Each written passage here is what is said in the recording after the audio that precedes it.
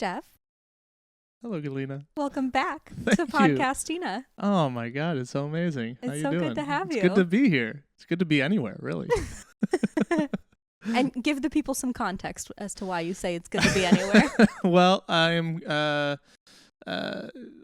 travel quite a bit lately, and that's one of the reasons why it's been so long since we've seen each other. I've been on the road for the past, I don't know, when was February? It was 6 months ago? 6 months ago. So the past 6 months, I've kind of been living No, that can't be accurate. No. Hang on. longer than 6 months ago.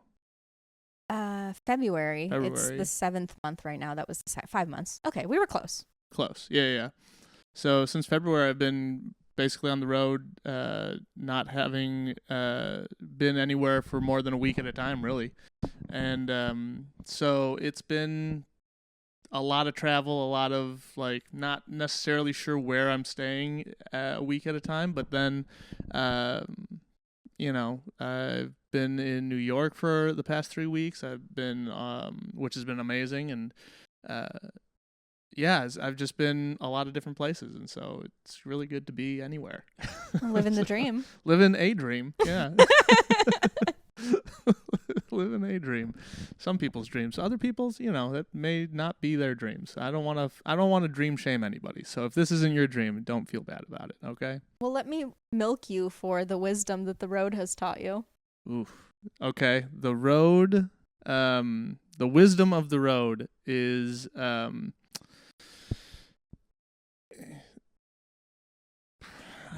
the wisdom. There's just not much wisdom. I mean, always make sure to have toothbrush and floss with you at all. Easy access. Make sure the when you're packing, have the shirt you're gonna wear. Try to pack in order of the outfits that you want to wear for the week. If you're living out of your suitcase, you're not like fumbling around just trying to get that shirt out from the bottom, and just try to make sure that it's as convenient as possible to get access to the things that you need every day, like toiletries, boxers, socks, and have like a plastic bag for dirty clothes so that you don't stink up the rest of your clothes. Because if you're living out of your suitcase, everything is trapped within that suitcase. He knows. Monty knows. Monty knows. Exactly.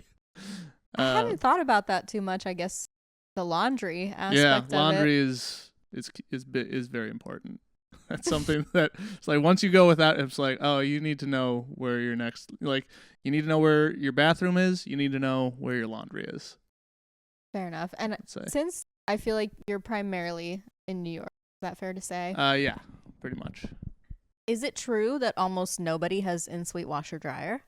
It's rare. It's definitely rare. But what isn't rare that it's like I was looking at apartments out there, and I was in one, and I asked the person, like, does the refrigerator come with the apartment, or do you have to pay extra for that? Because that's like a normal question here. And he just looks at me and was like, what?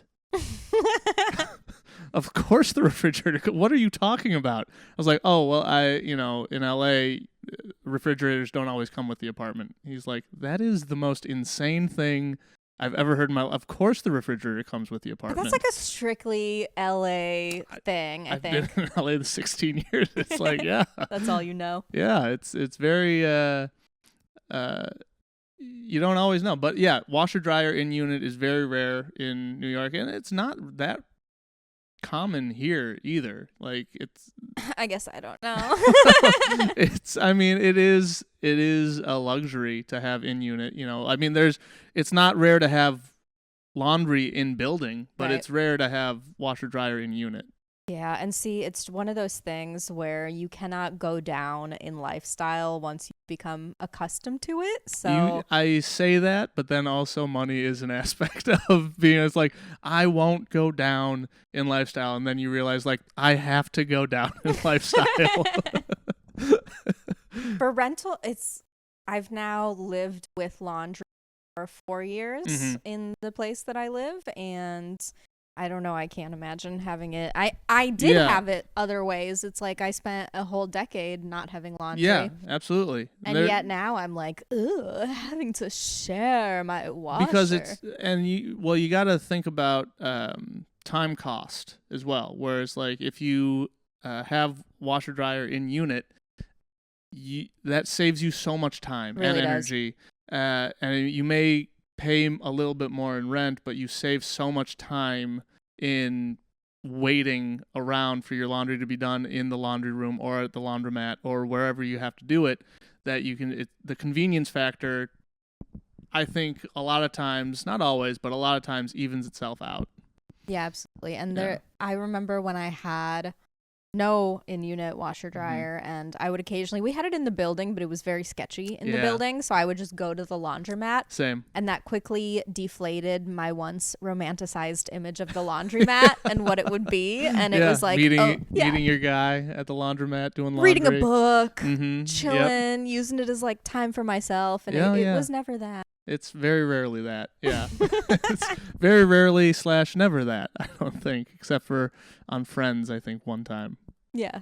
Maybe that's where I got it. Yeah. This delusion that someone would approach me there as if it was some kind of bar. Yeah, no. The other day I just told you this before we started recording, but the one time anybody's approached me while I was just sitting at a bar was a man that just came up to me and said, "Your beard is very shiny." So I was like, "All right, thank you very much. I appreciate that." He seemed like it was a compliment, but I don't know. Okay, so in a man-to-man exchange of that type of compliment, I didn't realize a shiny beard was like aesthetic that men go for. Is that a thing that like it's not you guys something want? that I've tried to. It's not something that I was like, I need to make my beard shiny, and it was just like, I condition it.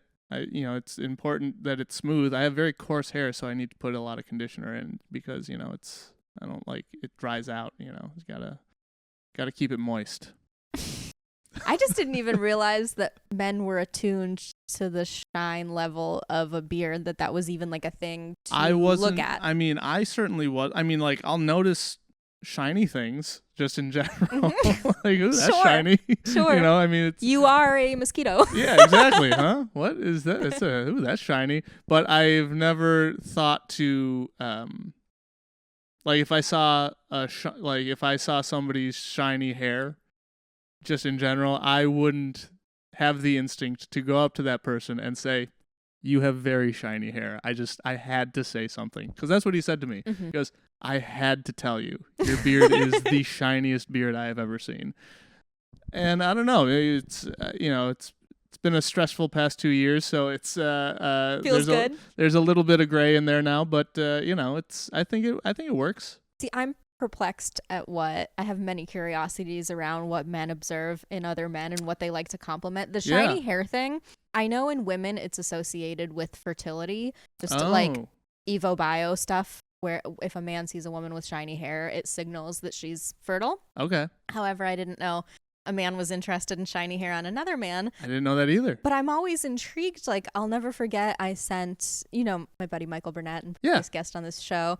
So I had sent him the Instagram profile of a guy that I had a crush on, and he immediately wrote back, "Wow, he has a great hairline." And I was like, that's what you're looking at? I mean, that doesn't surprise me that Michael would notice the hairline. That makes sense. I haven't seen Michael in a long time, but it's like, ooh, nice hairline. All right. I don't know. And if, like, I don't know that that's the first thing that I would comment on, like, me personally, but he may have an amazing hairline. I don't, like, that may be the most prominent. I had never noticed it. What was the first feature that you saw? I have to see this guy now. I can't show you right now. Why? I can't. I need to know. Remember I told you I was having a delusional imagination? Oh, yes. Yeah. This is the person? I'll show you after. Okay. Awesome. I'm excited to see it. I guess he has a good hairline. I had never clocked it. Michael, what was the first thing that you clocked on him? Oh, that's a good question. Yeah. What was it the smile? Was it facial structure in general? He's very much my... It's surfer look, not much going on upstairs. I resent that. But you're not wrong. But that's knowing laughter. That's confirming laughter. It's like, I resent that because it's so true. I resent that because correct. Yeah, all right, fair enough. Fine. I like pretty men. Yeah. Who doesn't like? I mean, that's their pretty people make you feel better. In general, it's nice to look at nice things. It is, but there's also this kind of There's a difference in... But it's also like beauty's in the eye of the beholder. So whatever you think is pretty will make you feel... But like that's what I had this... I've always wanted to try to make this bit work, and it just... I can't articulate it the right way yet, I don't think, but it's like, I think it's so, like, it's a design flaw that there are ugly people. Like, in terms of, like, because beauty is in the eye of the beholder. It's all perception. Darwinism, yes. Right, but it's like the fact that we think people are ugly is stupid. Because you're attractive to somebody. Somebody thinks you're attractive. And so the fact that anybody thinks anybody is ugly, it's like, that sucks. Like, it sucks that is, like, because you can say, like, oh, I'm aesthetic, like, the vast majority thinks this aspect of you is ugly or whatever. It's like, but there's so many other people who don't think that. And so, like, the fact There'd be too much competition. Way too much mating competition. But that is just the way things are. The competition is the way of life. You got to figure it out, you know. And then truly, you would have to know whether or not you like somebody for what's inside, or in your case, what's not inside. Well, here's the thing: I have many a times been attracted to a man physically, heard him open his mouth, and been like, never mind. Right. So I'm not like full tilt. No. But it's like you have to be attracted to the person that you are gonna talk to. You have to at least think that they're kind of cute. 1,000%. Yeah. Where I guess critique my own tastes, and it's nothing wrong. Again, it's like my taste. It is what it is. Yeah. But there's Nothing different types of attractiveness it. with men, where it's like there's ruggedness and there's like manly men, and I can appreciate them, but I'm not necessarily as drawn to say, let me think of like a celebrity example. Well, it's we'll do cars, right? It's like a Lamborghini versus like what's it called, for off-road vehicle. You know, it's like, it's something where it's like something done for sleekness versus something that's just like rugged. It'll get the job. It'll run through you. Right.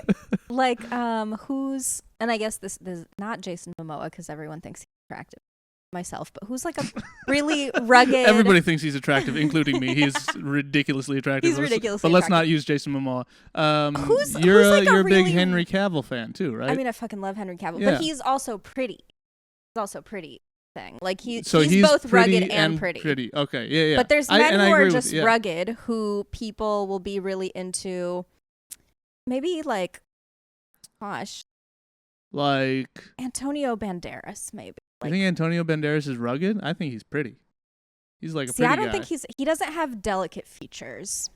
Well, are you talking about him now, or like when he was coming up? Like, he was the sex symbol of the 90s, and the like. Yeah. He was Zorro. He was like. I know.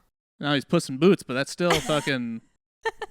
He's, like, Spanish, like... Sure. Oh, I know. Like, Jason Statham. And you think he's... There's people who for sure find him attractive. Oh, yeah, and I can see... But it's the attitude, I think, more than the No, but aesthetic, also, right? he's very, like, masculine. He has, like, a strong brow ridge. But and do you he think has, like, that's more because of his attitude? No, I think physically... He's just he probably has higher testosterone naturally than maybe some of the men that I'm attracted to. Okay, yeah. You like a low T man. Not necessarily. Like, I do like them a little more. Again, Henry Cavill is the example. It's like nothing low T about him at all. But someone who probably like is a little more rugged in the body, but then a little more feminine in the face. Like, I like a delicate face Matthew card. McConaughey? Maybe. Yeah. Yeah. Or well, Paul Walker was my big crush. Right, obviously, yeah, that was like my first celebrity crush. Or do you know Vin what Diesel? I mean by Vin Diesel is like the more rugged, obviously. Right. Like, I don't find him attractive, but I love for some you, Vin. reason, I Please come think to the ruggedness. I associate ruggedness with like a lot of facial hair, beards, stuff like that. I'm not as automatically attracted to that type of thing. That's definitely not like catches my eye right away. Yeah. Like, I have been attracted to men who may or may not be able to grow facial hair. Fair enough. Yeah. It's so weird, and that goes into this like. Attraction is such a spectrum where it's like somebody who's so attractive to somebody and so unattractive to somebody else. It's like you're looking at the same person, right? But it's just somebody sees a man with a beard and it's like, ugh. And another person sees that same man with a beard and it's like, oh, hell yeah. Exactly. And it's just like, it sucks. Like, it's both good that, it's like, oh yeah, it's just not your type, whatever. But it's also like, why do we have to have that be ugly? It's just like not our type. You know what I mean? It's like, I don't know. That's why I like to say type and kind of keep it in the realm of that, where it's like, I'm not going to sit here and say Adam Driver is ugly. He's obviously not. And many women swoon over him. Mm-hmm. I am not attracted to him. He's not my type. Okay. I'll tell him you said that. You've developed a closeness with him? I am in my mind. Oh my God. Who's calling? Is that Michael? No. Michael's like, I know you're talking about I know me. we're talking about. You see, so and that just has to. Is that a? This is not my laptop. It's a call-in show. It's been so long. We got somebody calling in who has some things to say about Vin Diesel's attractiveness. I'll edit that out. Yeah, you don't need to. We can keep that all. Keep it in. It is not my laptop, so it is. I traded laptops with a friend because mine was not good at video processing, and I need to edit the podcast, obviously. Yep. And so sometimes she gets phone calls on her phone number on the laptop, and is then her phone also I panic. Here? No. So how? I don't know. Yeah. iPhones. I've only ever MacBooks. gotten my computer to accept a phone call when my phone is also in the room because it's Fascinating. Yeah, I don't know how it works. I'm a Luddite. Yeah. Yes. You attract what you are, right? Yeah, I think so. I'm attracted to men that attracted use to people rotary like phones. Yeah, exactly. I love a rotary phone. I have a rotary phone. Yeah. Are there any women who are like quintessentially, or maybe I won't, like, I'm not trying to throw you under the bus, but any like celebrities that in the lexicon they're like the most, like a Sydney or somebody like that, where you're like, I don't get it. Oh, that I don't get. I mean, I don't love, talking about people I don't like. I don't love just like, because again, they're attractive to some. Yeah. Like, I can talk about a guy that I don't get the attraction to. Yeah, like, please. Like the Franco, Dave or James Franco, that aesthetic I don't understand. That's a good example. I don't get it. I know plenty of people find them attractive and they're like, oh yeah, I think they're pretty. I don't get it. I don't understand it. Yeah. Like, I completely understand the Momoa, the Cavill, the Statham, the like all the like I get those. The Franco, like I don't understand it. Dave seems like a nice guy. James, I've been right about since day one of not liking him. I've been proven right time and time again. But yeah, aesthetically, I don't get it. But that again is like, you're not wrong to find them attractive. It's just one of those things. In terms of women, I think all women are beautiful in their own way. What? Okay, to expand on this, because I just, again, love taking in... Let me back up. I have been accused, unjustly accused of misandry. Oh, and really? I love men, so that's bullshit. Okay. However... For the viewers, not for me, define misandry. It's misogyny the other way around. Okay. It's I guess... I figured, but Yes, I just wanted to make sure that we're on the same page. It's just the flip side of misogyny. Okay. Now, for the viewers, not for me, define misogyny. Men hating women, women hating men would be misandry. Okay. All right. Fair enough. Yep. So for that... I knew it. Just wanted to make sure everybody's on the same page. Yes, that's right. Absolutely. It's not the case. I obviously do love men. There are a lot of problematic men. Both things can be true at once, and I can, hold the problematic ones accountable. Right. I want to just understand more, so that's why I really like this line of questioning. I want like a male's POV on things. Okay. Every time I have a male guest on, I always ask like, "What do you think of the red pill community?" And we'll get to that. But for now, let's stay on this. What do you find no homo, but like, what do you find attractive in men? What do I find attractive in men? No homo. Which is that term homophobic now? No homo?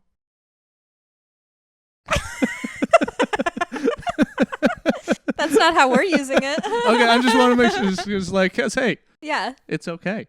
we're just letting the people know your orientation. Yeah. So what do I find attractive in men? If you saw a man walking down the street and you clocked him as being attractive, why? I guess I guess when I was growing up, the aesthetic for an attractive man was your Brad Pitts, your George Clooney's, your Matthew McConaughey's, the kind of strong jaw, lean, and kind of in shape but not necessarily ripped. I know that like Brad Pitt in like Fight Club was just like the ridiculous that was the like under my God, 10% body fat. Yeah, exactly. But in general, the just like in shape, but like not a dad bod, but like this guy works out and it's fine, like lean and just like whatever.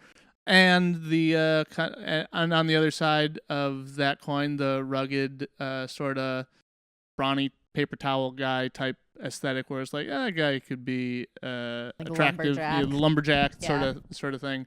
I guess, but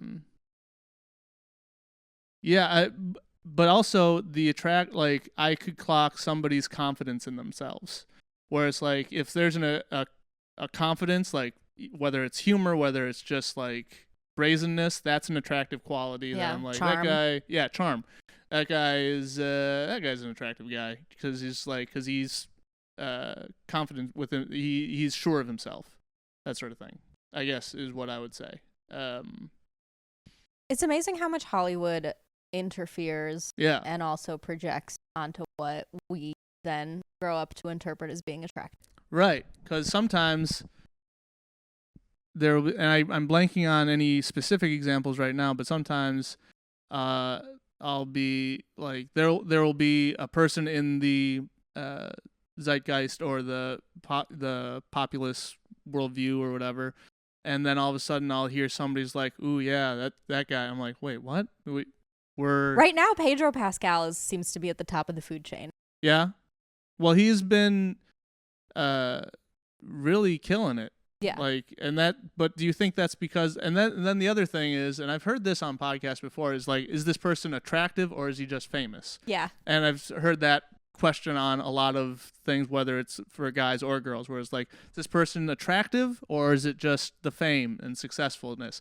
And I think Pedro Pascal is an attractive guy.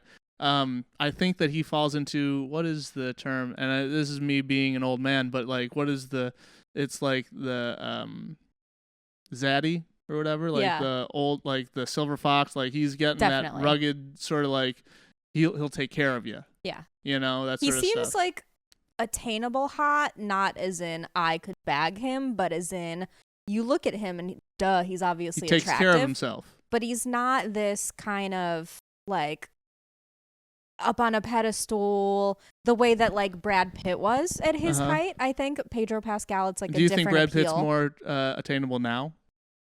Yeah, but I don't think people want to attain him now because there's all that like drama around his and Angelina's divorce and what like his kids don't talk to him. But anyway, really?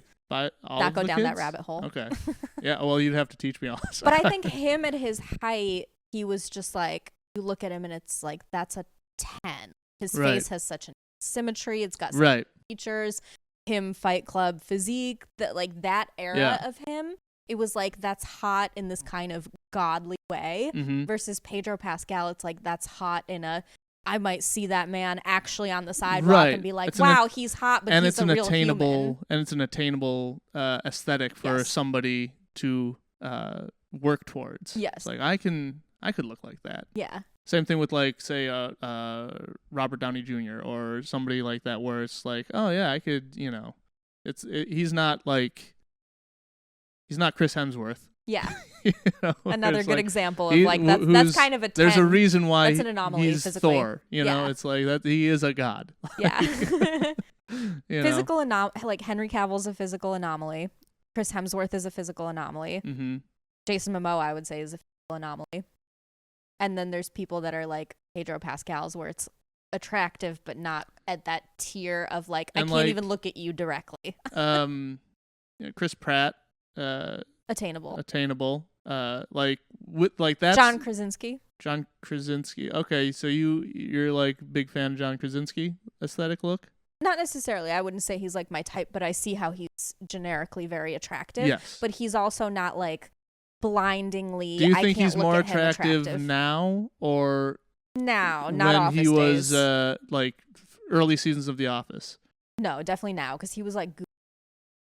Okay, see, I think that He's I think aged well. I would say. I think he has aged well, but I think that he was more attractive as the everyman early seasons of The Office than action star now. Fascinating. I think that just like it's a weird thing because some people like, and again, people who just see him now and then look back on early seasons of The Office like, oh wow, he's like so much better now or whatever. But I think like when he was everyman guy, where it's like, that's just an attractive guy. It's just like normal. Like I see why he got cast as that. Because everyone knows someone that looks kind of like that. Right. And then when he went action star, it's like, okay, you got the six pack, you got the whatever. It's like, yeah, but it's weird, you know. But maybe that's just because I'm used to the other guy. But I think so. Yeah, I think that I think he's a great actor. I think that he's good. He seems like a good dude. I don't know him at all, but this is just I don't like the character of Jim on The Office. Hot take. I think that he's an asshole. But oh wait, why? What? Okay, so here's the thing.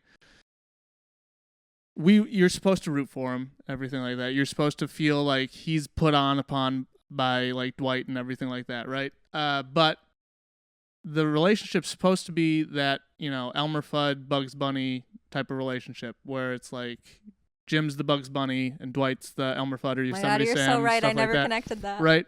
But here's the thing. If you want to confirm this, check out the Chuck Jones documentary. Chuck Jones did all the Looney Tunes stuff. He had these specific rules for what needs to happen in Looney Tunes and for Looney Tunes characters to make them to make you root for him. It's like Roadrunner can only be on the road, otherwise he wouldn't be a road runner. Wile E. Coyote, why is he going after Roadrunner? He's hungry. Why does he fail? Because of his blind faith in the Acme Corporation. Like those things, right?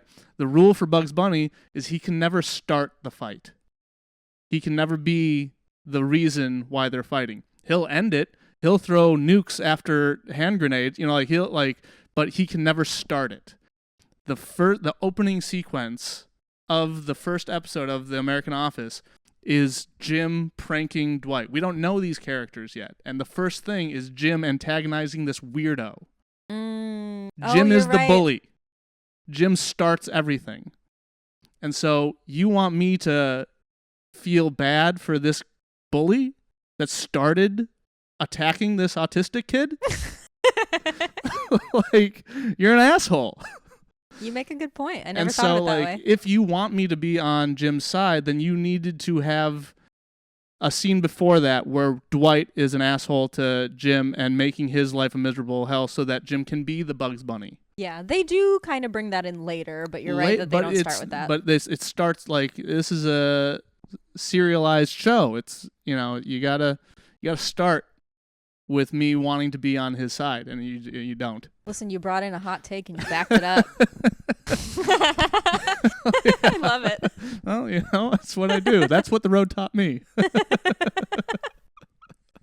a good one. That's your words of wisdom, all right? Yeah, absolutely. Yeah, but also the Chuck Jones documentary. It's brilliant, especially if you're a writer in any type of way, like having those like strict rules that you would hear about. Like, it's great. It's awesome. I think it's on YouTube.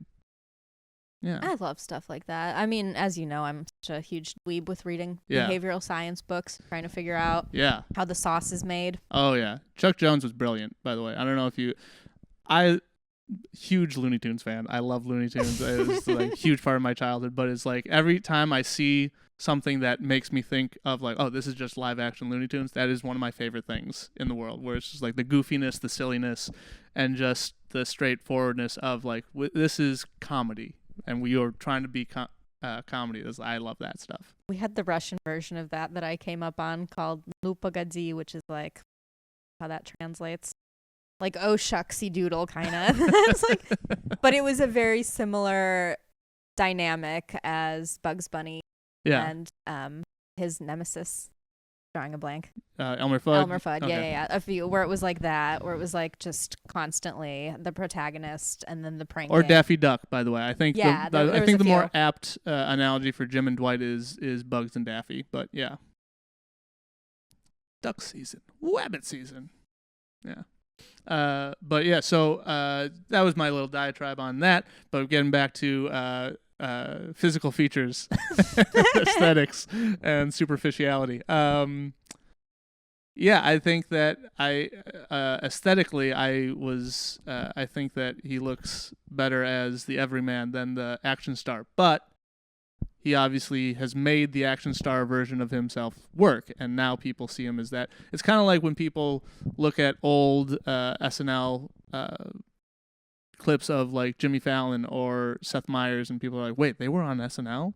And it's like they look so young. Like if you look at old, like obviously because it's 20 years ago now that they were on that show, it's like holy shit, because we grew up seeing them, you don't necessarily notice the changes, but then you look at old pictures, you're like, holy shit. I feel that way about me and about my friends. And, absolutely. Those pictures now, every app haunts you with like a remember when, and I'm like, don't show me that. Yeah, I wish you could delete the memories that you don't want to have repeated, because they just show them and it's like, oh god. It just makes me insecure. I'm like, look at all that collagen I used to have in my face without the addition of Botox. Right. Yeah, it's crazy. I don't know. It's like, because I have a beard right now, obviously. And I think I look normal. You look the same to me as the whole time I've known you, but that's also just a factor of me knowing you for all this time. And having consistent viewings of each other. Right. Right. When I shave my beard, I do look like 10 years younger or so, which has always been the case no matter how old if you look at when I was 22 and had a beard, I looked probably 32, maybe 40, like that sort of stuff. And when I shaved, I look very young.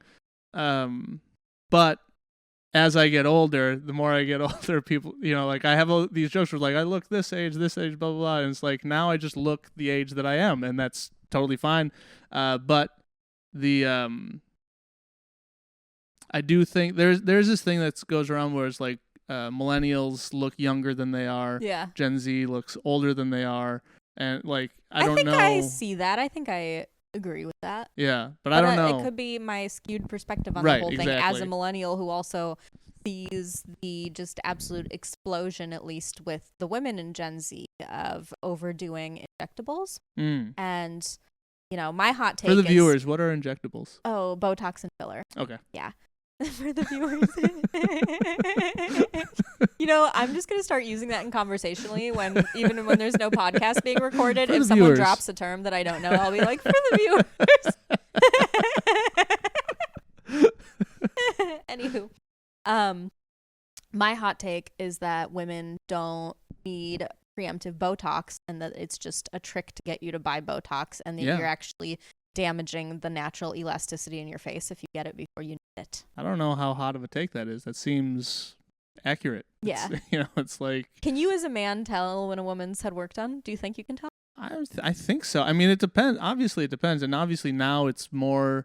It's more subtle than it ever used to be and stuff like that. But overall, I think you can tell, especially if you look at old pictures and stuff like that.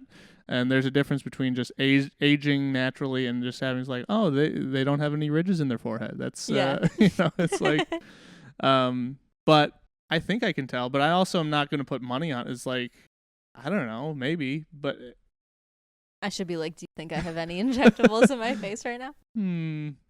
I mean, I don't think so. But you're correct. Yeah, I don't. Not at the moment. I don't think so.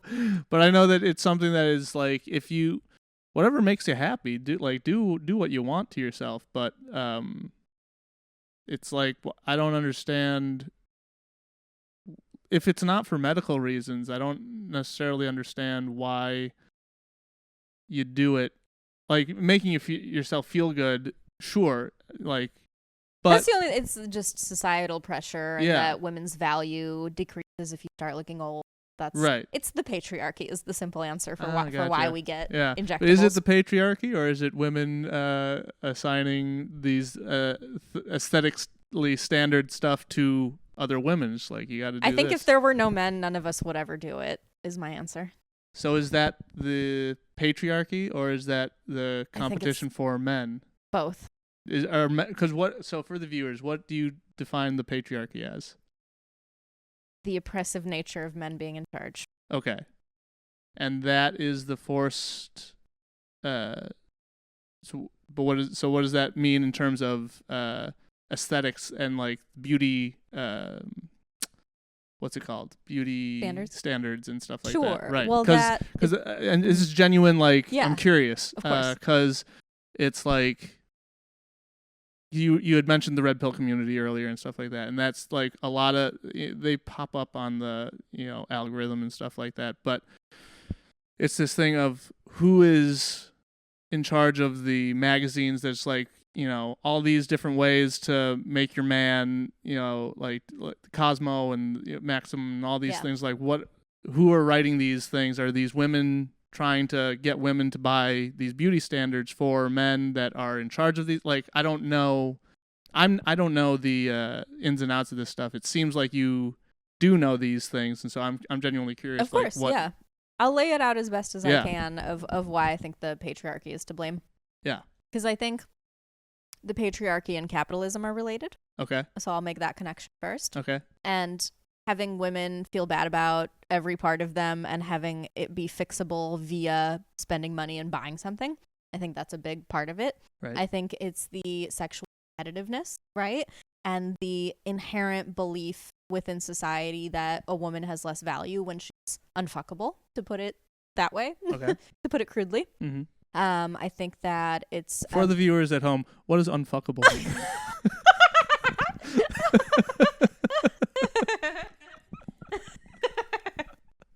It sucks because the truth is, it's like any guy who gets mad at me, whether he means it or not, will just use that or try to use the insult of you're old or you're ugly or whatever as a put down, whether it's objective.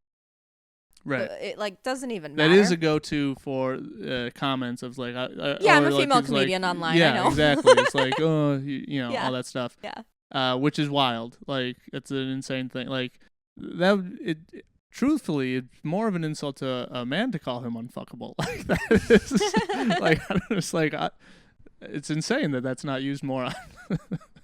As far as like throwing insults at men, I would say like that's probably a bruise to their ego more so than a woman's ego. Wait, you're right. Why doesn't that get you more? Ladies, like, here's an idea. And start calling them unfuckable. Ally. All right.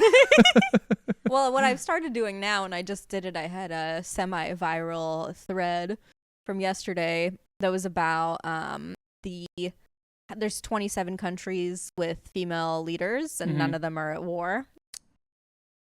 And so I mentioned that. And of course, that brought on a slew of angry men with no profile pictures commenting, as it would. Yep. And one of them said, "Oh, none of those places are ruled entirely by women," alluding to the fact that there's male intervention and that it's the limited male intervention, that it's the behind the scenes men, even though they might not be the figurehead of said nation, right. that's the reason it's peaceful. Never mind the argument of that the countries, not every country with a man in charge obviously is at war, but every country at war has a man in charge. Like, that is true. Most murders and violence in the history of time, men, mostly. Every square is a rectangle, but not every rectangle is a square. Correct.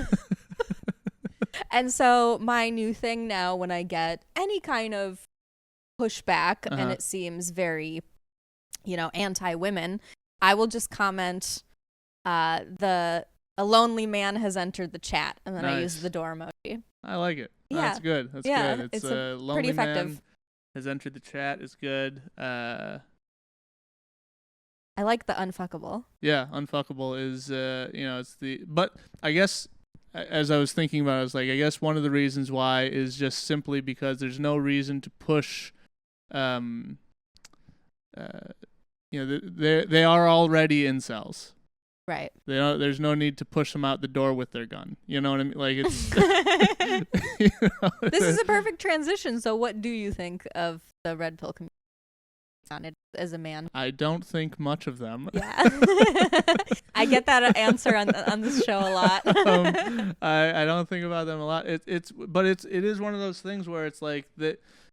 My biggest problem with the red pill community, I guess, is with most rage bait communities, which is they act in bad faith. It's not genuine. It's not anything that is other. They're not looking to make better society. They're looking to enrage and incite and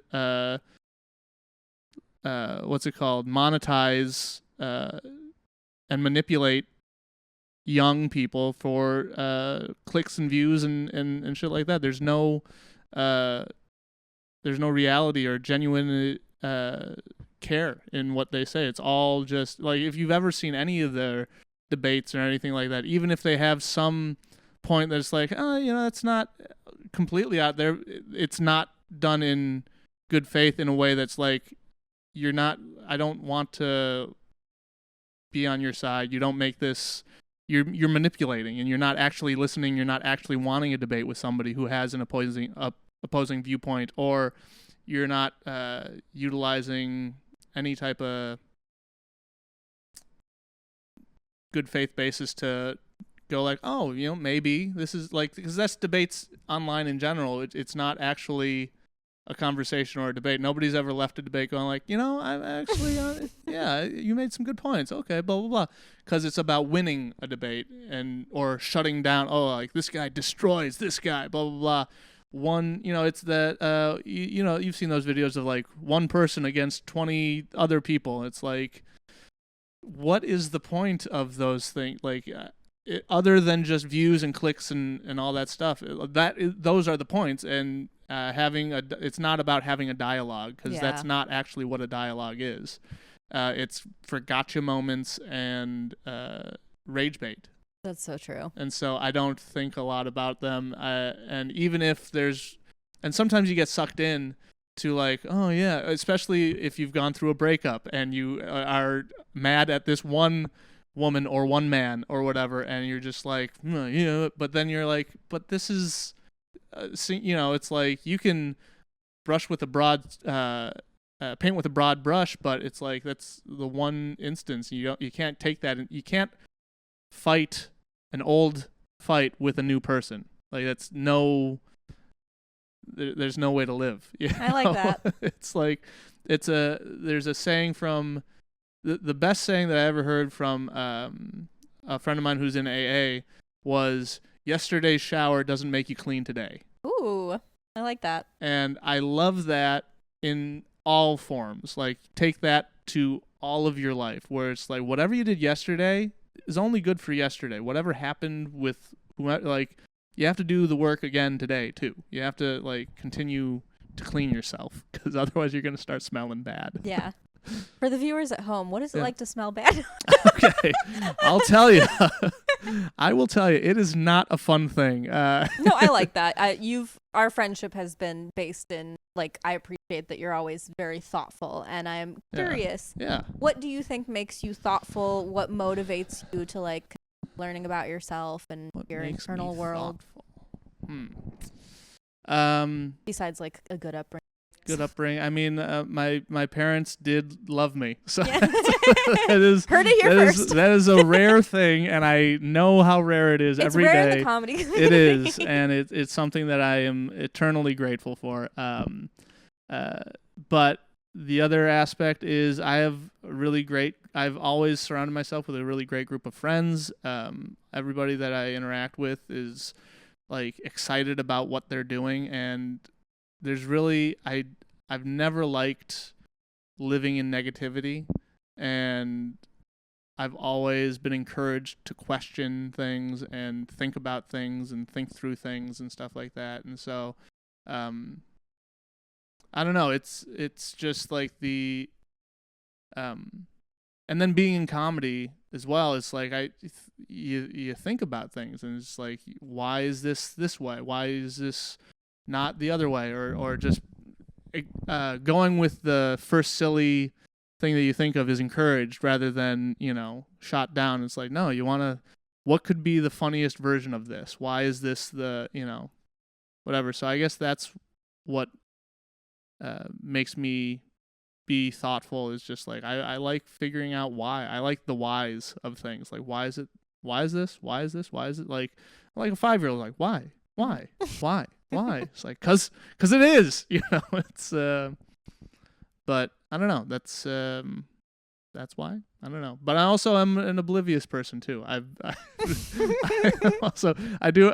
always think it's funny because I am a tall person, and you are a short person, and we've gone on many walks together, and sometimes you will point something out.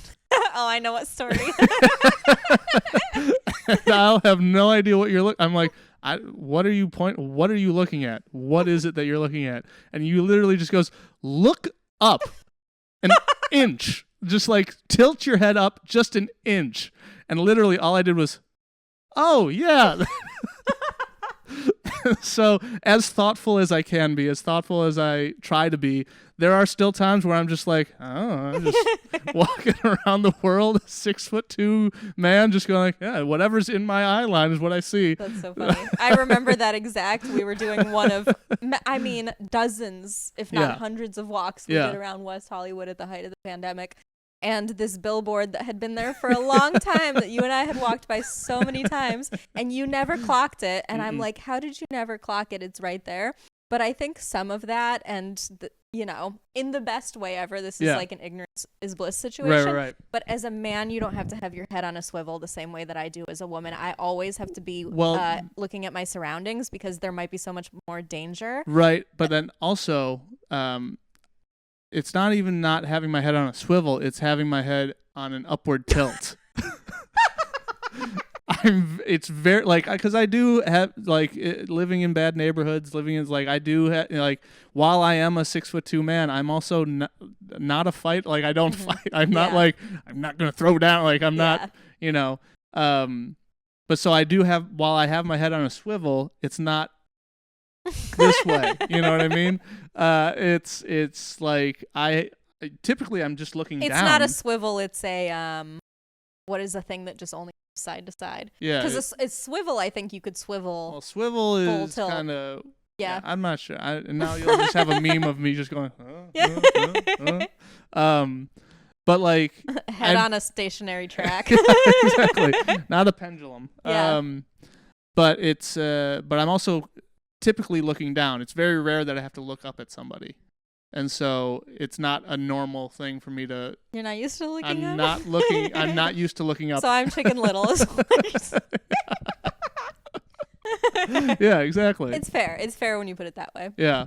It's also, it kind of goes into, not that you don't decorate, obviously, like you're into decorating and stuff like that, but I think with men and women, there's just a level of natural inclination towards being detail oriented. Yeah. That is inherently, of course, it's a spectrum, but it's most female thing to be very detail oriented as far as observing an environment. Yeah. And like the obliviousness is a part of, well, it could be a part, you could say it's a part of my charm, but it's like, my brother put it like this to me one time where especially when I was starting out, I was very much trying to figure out how I was perceived. Like cause we're always trying to do that as performers. Like, what is it that I'm perceived as by the audience? Like, I have my own version of who I am, but is that what people see? It's like, what is it? And I asked my brother, I was like, what is it that, and he's like, you're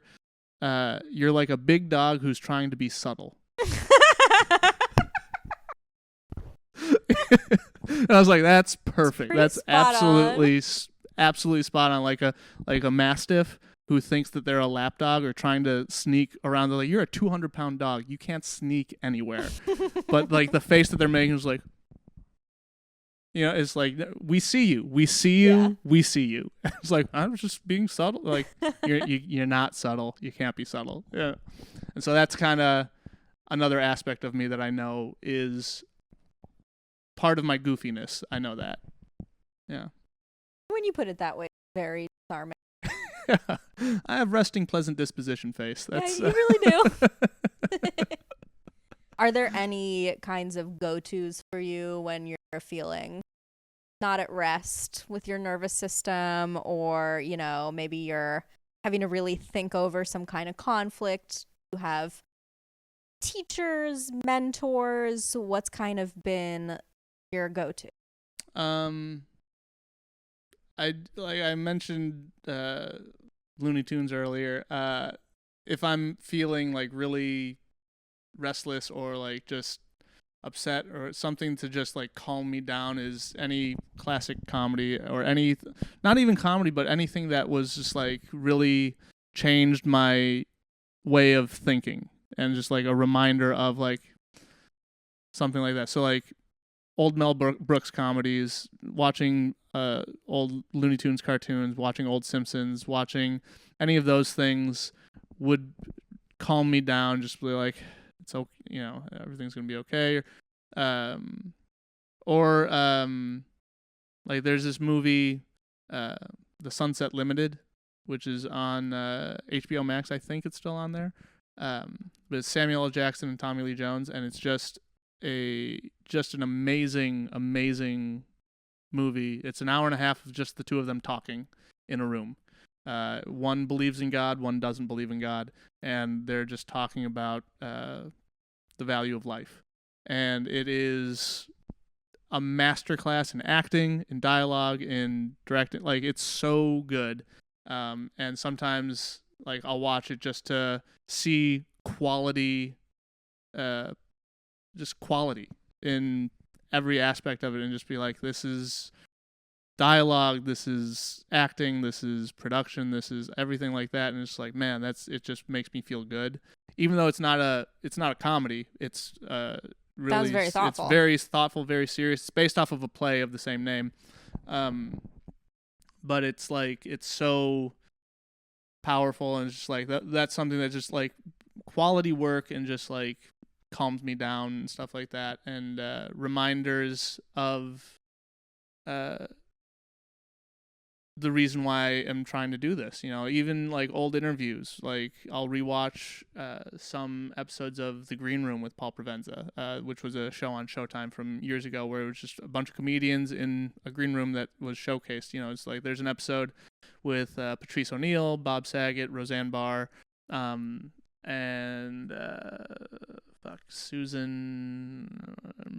Sandra Bernhardt, and it's an amazing episode. And I remember there's specifically a conversation between Bob Saget and Patrice, where they're talking just about success and opportunities and things like that. And I remember watching it as a kid, before I did stand-up, and enjoying it, but then I watched it after I had started doing stand-up, and I just learned so much more about, like, I understood what both of them were saying finally, and it was like, oh my God, it was just like those moments. And I'll go back and rewatch or reread like the autobiography of Rodney Dangerfield, one of my favorite books, Life of Sex, Drugs, and No Respect.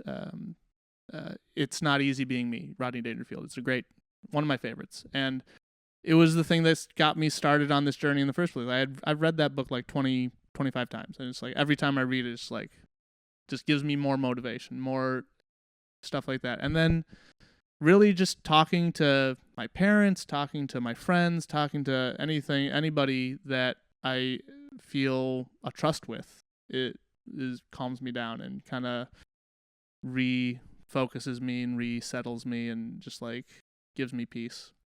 That's great. I mean, Yeah. I don't have the credentials to analyze this, but what I suspect, it sounds like you going back to cartoons that you really like, or things that you grew up with, is maybe a form of doing inner child work. Possibly. That you're like comforting little Jeffrey. Yeah. You're like, here's your cartoons that you like. Probably. And it's something that it's like, I don't know that, I think that there was a time where I was like, I can't watch cartoons anymore because I'm an adult. You know, it's like there's that sort of thing, but it's like, no, they're so good. They're so funny. And I have a problem with anybody who dismisses cartoons because they're quote unquote for children. It's like, that's so stupid. Because it's like, especially, Bo Burnham said this, which I thought was a brilliant take, which was children's entertainment now versus when we were kids. Like, when we were kids, children's entertainment had to also appeal to adults because they were in control of what we watched. Whereas now, they don't have to appeal to adults because every kid has a tablet and they just blah, blah, blah. Like, it's just loud and bright and whatever they can get to. And so there's not a lot of depth to a lot of children's entertainment now. And I don't know all of it. I think there's still some good stuff out there, but a lot of it is less depth fulfilled than others. And when we were kids, like The Simpsons, the early seasons of The Simpsons, seasons 1 through, I'll give it to 13, right? Even though it's really 1 through 9, 3 through 9, honestly. But but I'm not an elitist or anything. I could go on a whole nother hour on The Simpsons, but the point being, it's like you could watch it as a 5-year-old, a 15-year-old, a 25-year-old, and a 55-year-old, and you'd all laugh at an episode, all at the same thing, but all at different things, and you're all right. And it's just like that level of writing is to me, so important to have those things as a kid, to be able to go back and see like, oh yeah, this is, because you know how disappointing it is to go back to something you loved as a kid and then realize like, oh, this sucked. Yeah. Versus going back to something that you loved as a kid and going, holy shit, I appreciate it at a whole nother level now. I don't think there's too much that I go back to in the lens of, oh, this sucks now. I mean, yesterday I had been targeted with all these videos of Backstreet Boys performing at the Sphere in Vegas. And I mean, that is the epitome of my like preteen years, was my obsession with the Backstreet Boys. Well, you know what's great about the Backstreet Boys and like NSYNC and Britney Spears, Christina Aguilera, like that era of music that is now, like back then I was very much like, they're not going to listen to this. And it's like, because I didn't have an appreciation for how talented the actual music writers of like those Swedish guys that wrote all those songs are brilliant musicians. And like, that's why those songs are such great hits. They're and the stuff catchiest like that. songs of all time. Catchiest songs, and the chord progressions are really incredible as musicians. Like when I learned how to play, Hit Me Baby One More Time on the piano or whatever, it's like, this is a really cool chord progression too. It's like, you really appreciate it. It's like, holy shit, I get why this is a hit. Oh my God. Versus, obviously pop production can be cheesy or it's like whatever. It's like, bubblegum pop or whatever. But it's like, oh, you can actually appreciate it once you learn more. And that's also a reason to learn more, is to be able to appreciate the world, is like, and understand other people's perspectives. It's like, oh, let's learn so that I can understand why this is the way it is. Yeah. It's just listening to it. Like I put on the Backstreet Boys Greatest Hits last night while I was editing the show, and the dopamine that I'm flooded with when I listen to that kind of music is really not. And I love music, and I love the music that I listen to now that's like newly released, and it brings me joy, but it doesn't quite hit the same way that like Backstreet Boys or NSYNC or whatever else I was back. Were you Backstreet Boys or NSYNC? I was Backstreet Boys, but I love NSYNC as well. But I was like Backstreet, and I think anyone can agree now. In retrospect, I understand that back then there was validity to the verses with the two of them, but you can't sit here with me and tell me that Backstreet Boys doesn't have a way bigger and better discography. Well, the way I mean, the Backstreet Boys versus NSYNC, I think, is akin to like Prince versus Michael Jackson. No, because Prince. No. No, and Michael this is had... not to slander NSYNC. NSYNC is wonderful, but their discography of great song, like they have way less songs that are at quite like the level of. Well, the reason I say there's like probably 20 Backstreet Boys songs like this, where there's like 5 NSYNC songs. This may be the hottest take ever, but that's why I relate NSYNC to Prince and Backstreet Boys to Michael Jackson, because they're both good. They're both like both catchy, but Michael Jackson, pound for pound, had way more hits. Okay, you're right. I agree. Like the greatest hit, like way more hits. Now there are going to be some Prince fans that are coming at me, and I prefer Prince, but it's like the amount of popular music that people would put on the radio and it's like, oh yeah, let's have a let's listen to Prince versus let's listen to Michael. There's a reason why Michael Jackson was the number one, and that's Backstreet Boys. I think were It matters. The quantity also matters. When you are reliable with, it's like NSYNC had 2 good albums, whereas like Backstreet Boys had 4. However, I don't know. Don't quote me on that, but I won't. They just have way more. I just saw Backstreet Boys live a couple of years ago. Didn't they combine? Ago. Didn't like Backsync become a thing or something like that? Oh, this must have been like a really good dream that you had that I wish I was there for.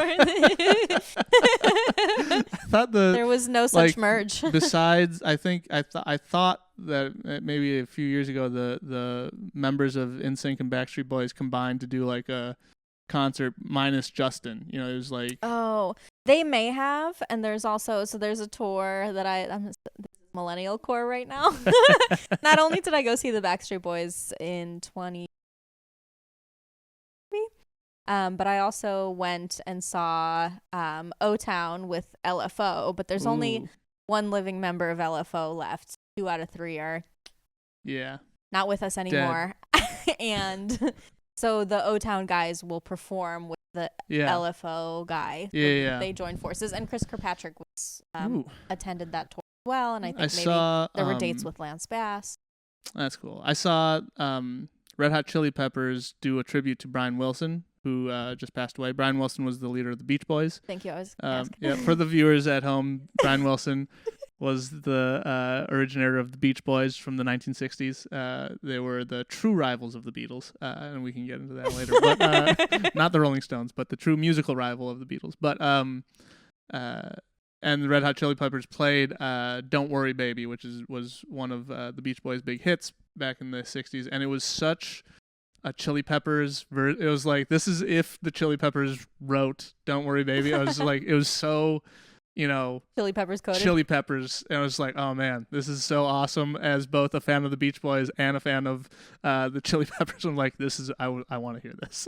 I mean, the lineups I hear, so I like love EDM, and then the other genre, like if I had to pick 2, and this is either very Eastern European of me or very like tattered nervous system of me, but my favorite music categories are EDM and metal, like metalcore. Yeah.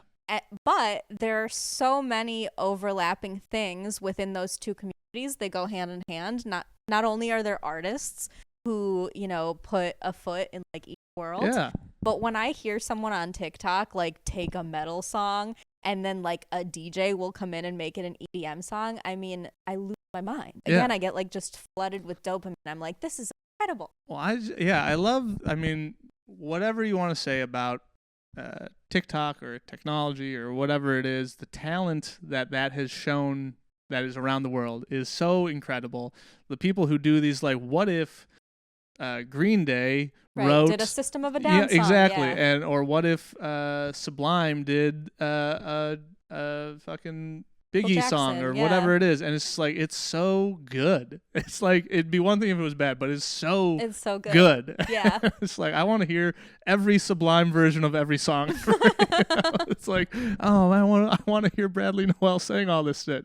But it's just like hearing all those songs. It is child care, essentially, inner child care. There's like, to take it to Brian Wilson, the reason he wrote "Don't Worry, Baby," do you know the song "Don't Worry, Baby"? It was a song that he wrote inspired by "Be My Baby" by the Ronettes. You know that one? It's like be my baby. And so he wrote, that was a song that blew his mind. He loved it, and he wrote "Don't Worry, Baby." And the reason he wrote "Don't Worry, Baby" is that's all he wanted somebody to say to him. Was just like, he just needed somebody to say to him, "Don't worry, everything's gonna be okay." I love that you know the etymology. Yeah, is that the right word? Is that etymology work there? I think it can. For the folks at home, etymology.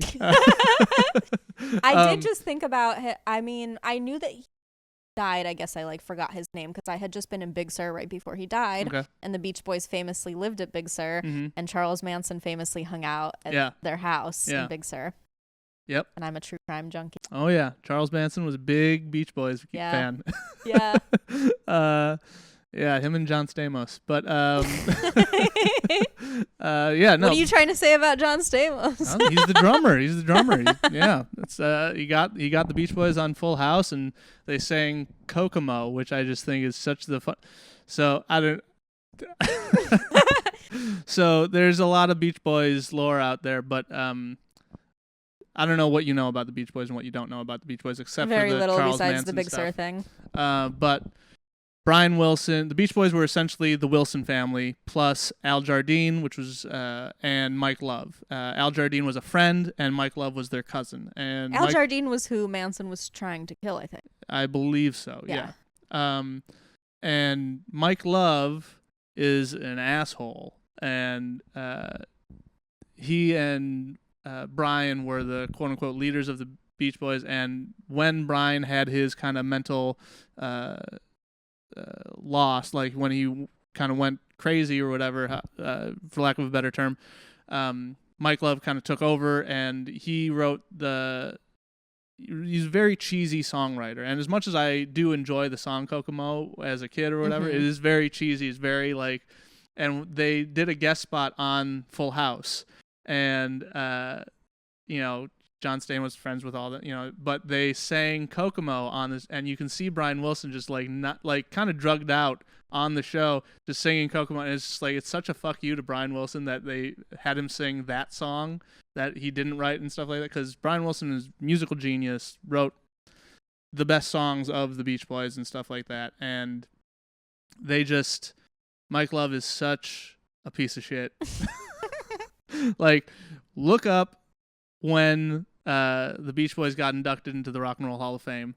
Mike Love gives an acceptance speech that essentially challenges every other musician in there to a fight. Like a fist fight. Yeah, like, but being in Cleveland will do that to you. But it's being Mike Love will do that, where he has such insecurity about his contribution. Like, he wanted to pick a fight with Mick Jagger on stage at that time, and then later on tries to sing, and then Mick Jagger buries him with singing Satisfaction with the whole crowd, whatever. But it's just like, it's so insane. A lot of Beach Boys lore out there, but enjoy it. I don't know. It's fascinating to me. Brian Wilson. The first concert I ever saw was Brian Wilson and Paul Simon in concert together. And for the viewers, Paul Simon. Paul Simon is was a member of Simon and Garfunkel, the folk rock duo, folk duo, I guess you could say, folk rock. I don't know. Paul Simon, Art Garfunkel created Simon and Garfunkel. What are you listening to right now? I mean, I'm always listening to the Beatles,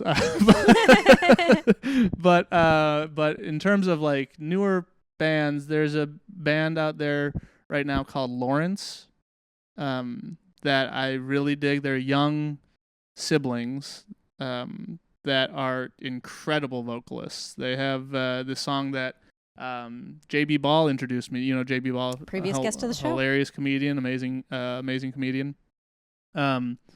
He introduced me to this song called "I'm Confident That I'm Insecure" by Lawrence, which I like is that title. Yeah, it's so good, and they're such a good vocal group. Like, the lead singer is girl. I don't know her first. Like, their last name is Lawrence. I don't know their first names, but the girl has this powerhouse of a voice. It's just so like, think Christina, Jessica Simpson, like just like.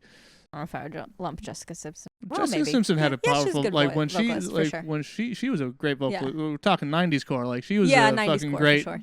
vocalist. Or think Ariana, or think whatever powerhouse vocalist you want to think of, diva vocalist. Not Airy, not Britney Spears, not like it's like Christina, like I can't do it right now. Yeah. Damn it. I used to be good at that. I swear, when I sing Britney and I'm by myself, I'm like, hold on. Oh, baby, baby. Yeah, exactly. How was I supposed to know? Something wasn't right, dear. Yeah. Okay, that's as far as I Hell go yeah. with impressions. We can't do it because we don't have the rights. But You're right. And that is why that's why we can't continue to sing it. But she has this powerhouse voice. It's so it's so great to listen to. And then the brother, I also don't know his name. He plays like the piano and he also sings, but he's got this like Joe Cocker-esque voice. You know who Joe Cocker is? He did the With a Little Help from My Friends cover of the Beatles song. You remember the Wonder Years? Yeah, of course. So the theme song to the Wonder Years. Oh, I never knew that was a Joe cover Cocker, of a Beatles song. Yeah, Joe Cocker's version of With a Little Help from My Friends.